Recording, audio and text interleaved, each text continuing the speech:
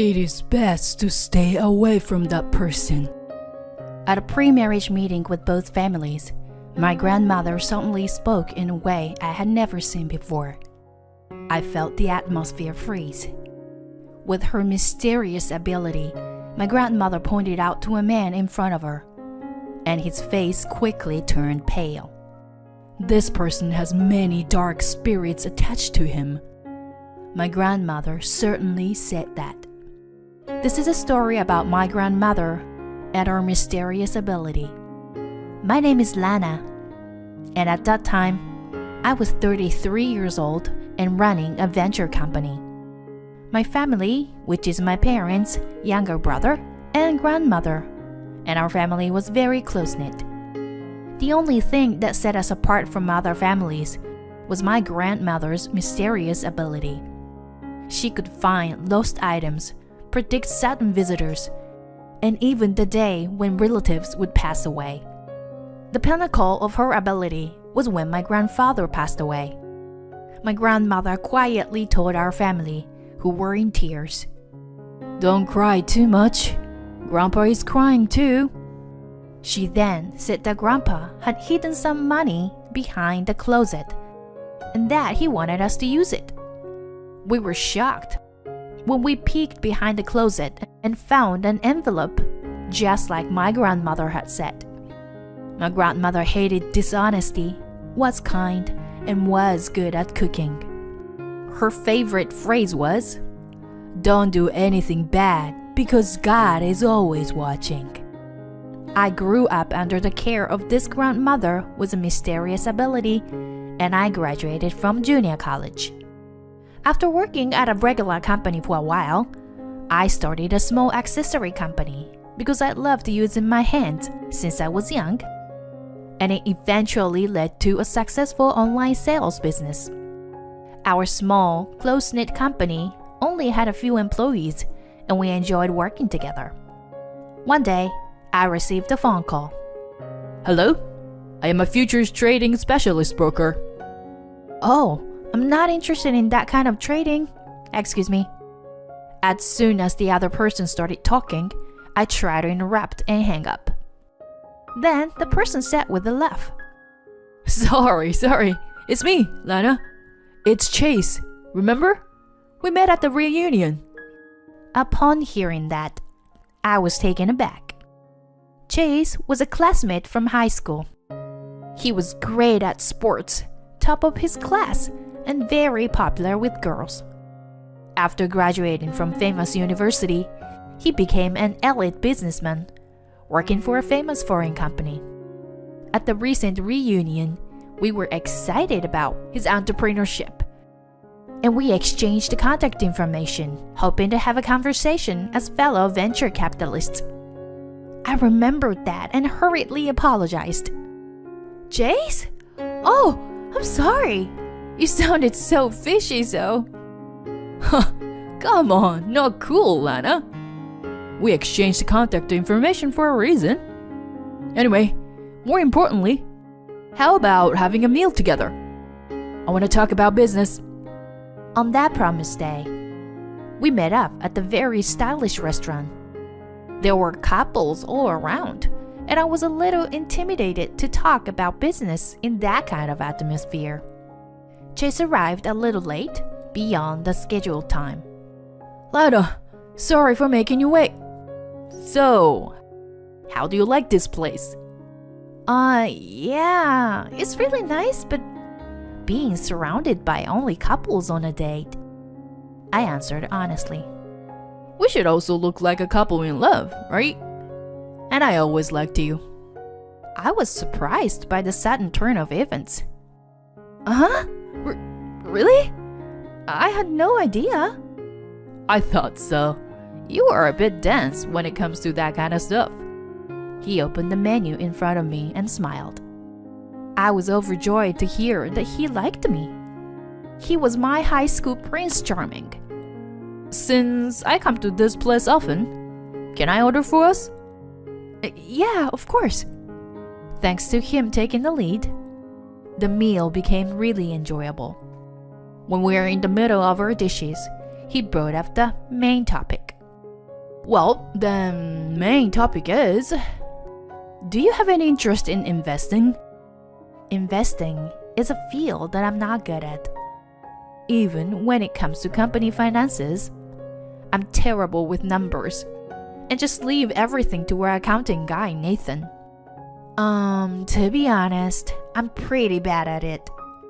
Well, how about I support you and you try investing? And by the way, would you like to have dinner together again next time? I got swept up in his skillful lead and couldn't help but agree. Yeah, let's have dinner together again next time. And so, I became close with him and we regularly had meals together. One day, Chase spoke with an unusually serious expression. I love you from the bottom of my heart, now and forever. That's why I want us to date with the intention of getting married. Chase shows up at our meeting place every time with stylish clothes and a bouquet of flowers. Our relationship is like a dream come true for me. I agreed to his proposal immediately. A few days after the proposal, he said to me in a formal tone, "Now that we're going to be a married couple, can you entrust me with managing our money? It could also be a good deal for your company, you know?" Are you talking about investing? With $50,000, we could double the size of your company by next year. I'm confident. Okay, I understand. But it's a lot of money, so can you give me some time to think about it? I need to discuss with my employees and family. Feeling overwhelmed by the large sum, I decided to seek advice from people around me. "Lana, do you trust me? It's for our future." Chase spoke to me in a sweet voice, making I felt like a princess, and I had no reason to doubt him. The next day, he called me with a cheerful voice. "One of my subordinates just contacted me, and the situation has changed slightly since yesterday. If we could come up with another $30,000, our future would be guaranteed." Wait, so that's a total of $80,000? That's a lot. I need more details about the investment before I can commit to it, even if I'm not well versed in investments. Chase seemed a little annoyed by my request for more information. "Are you saying that you don't trust me?" No, it's not that, but then $80,000. Investing is all about speed, you know? Wait a minute. Of course, I trust you, but everything is happening too fast for me to keep up. Can we wait until after the meeting with both our families, the day after tomorrow, to talk about the money? Okay, I understand. So the money will be ready by the day after tomorrow then. Although Chase seemed a little dissatisfied, he agreed to wait for the money. He kept insisting that the investment was guaranteed to be profitable. But I started to wonder if it was really that easy to make money.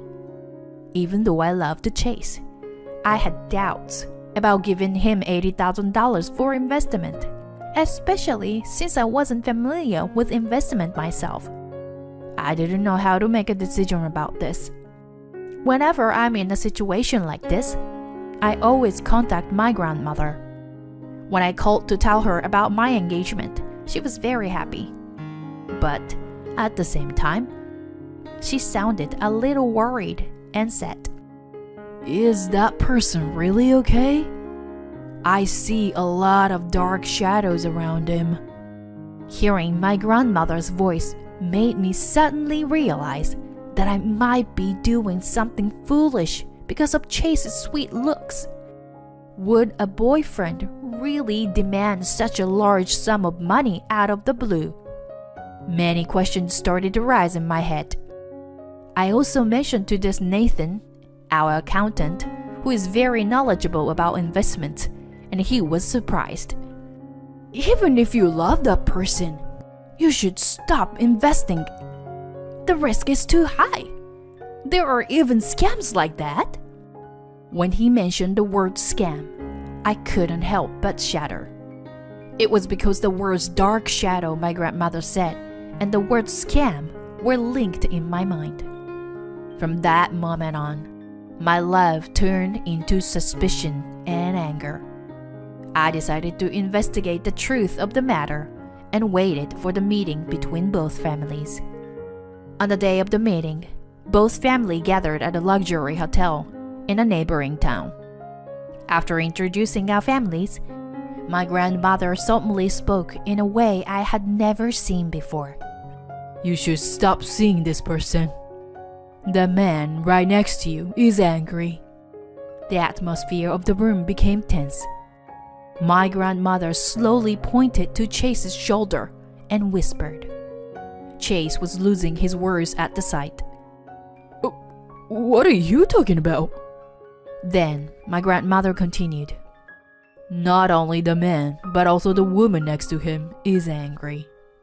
I can see a lot of anger. And then, someone who wants to take you down will be here soon." Chase's face turned pale, and he began to panic, trying to stop my grandmother's words. "Shut up! No, I mean, maybe she's just mistaken about something." Then my grandmother turned to Chase's parents and said, "It seems that both of you are in dire need of money. First of all, does the male person over there have a current illness? You should go to the hospital immediately." Then Chase's father's face darkened and he said, "Actually, since last year, I've been having stomach problems. God is watching, so go to the hospital before deceiving others." Then my grandmother turned to the mother of Chase, who looked like she was about to burst into tears. "I can see that you've had a difficult life. But even if you hit the rock bottom, you shouldn't resort to deceiving people like this. Deep down, you really want to be of help of others, don't you?" Upon hearing this, the woman broke down in tears and said, "I'll continue working as a nurse. I promise." At the moment, Chase, who had been watching the situation, suddenly became agitated. "What are you doing? Do your job properly. I thought you had to play my parents' role." As I was surprised by his sudden outburst, the sound of the door opening loudly filled the room. One of my company's employees, Nathan, had entered. "We have done some investigating on you, sir. We found it suspicious when we heard about the investment offer from Lana." Nathan then opened a file containing the result of his investigation. "Who are you? An outsider? What are you talking about?" Shocked by his loud voice, hotel staff rushed in. "Get out! All of you who have nothing to do with this! Someone remove this man from here!" My grandmother then spoke up saying, "See? I told you. Someone who is inconvenient for you shows up." "What did you say, you old hag?" Witnessing his true nature, Nathan yelled, "Lana, don't be fooled by this man. This is a scam." "What did you say? Don't say stupid things." Still trying to defend himself, Nathan exposed Chase's wrongdoing by showing articles and copies of SNS posts he found on the internet about the fraudulent investment company. Then, my grandmother calmly mentioned the name of a certain bank. "You are keeping the money you took by deceit in the United Bank, right? The account number is..." My grandmother even went as far as to reveal the account number. Nathan raised the memo with the account number on it and breathed heavily. "I'm going to the police now. Come with me." Please stop that. I'll apologize for everything." Can you explain what's going on? I asked in a menacing voice, and Chase started confessing while still bowing down on the ground. The investment was real at first. I had confidence in my investment because I had been working for a foreign company for a long time. And I thought if I could make money, I could face my wife, who looks down on me. What? You had a wife? I was stunned by his absurd story. My wife has only lived a wealthy and luxurious life because her family is rich. She's extremely extravagant with money, and I've always been looked down upon by her for being concerned about money. If this investment had gone well, I wouldn't have had to worry about what she said, and everything would have worked out. Listening to Chase's selfish confession, I calmly continued. In other words, you were planning to steal my money and ran away. Is that right? And your parents are also fake. I wondered if they had taken on the role of his parents for the job. And the two of them immediately bowed down on the spot. Disgusted, I had nothing to say to these three and left the scene. Later, his story was featured on the front page of the newspaper. It was only natural for the police to get involved since he had caused so much trouble. It seems that the police had already begun the investigation when Nathan rushed to the police station with the evidence. Days later, I thanked Nathan for warning me again. Thank you for letting me know, Nathan. I was completely deceived. I thought I met a perfect guy, but it was all a lie. As I lamented, he spoke boldly to me. Lana, let's eat something delicious when you feel like this. Let's go get some food. He's serious and awkward, but he thinks of me more than anyone else. He is my now husband. Since that day, I thought I would never have a love affair again, but it was different with Nathan. I had a vague feeling that he really cared about me. Then one day, Nathan suddenly said to me, Lana, can you introduce me to your grandmother? And if there is no problem with me, will you marry me? I was surprised by this sudden proposal, but he didn't back down and insisted on meeting my grandmother. I had been cautious about love, but if my grandmother said it was a bad idea, I would quietly back off.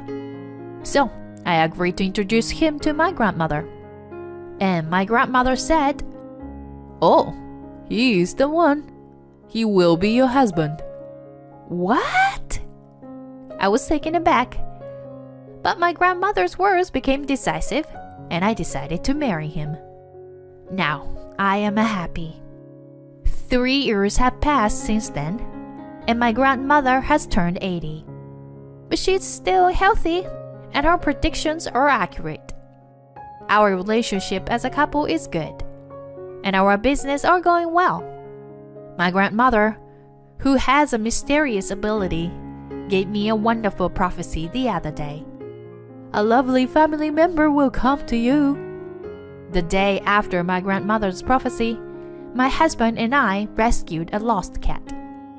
In the end, the owner was not found, and we named him Charlie, and he became a member of our family. He is a lively little boy who loves to play pranks and makes a lot of noise every day. Hey, wait! Charlie! I am chasing after Charlie with a smile on my face today.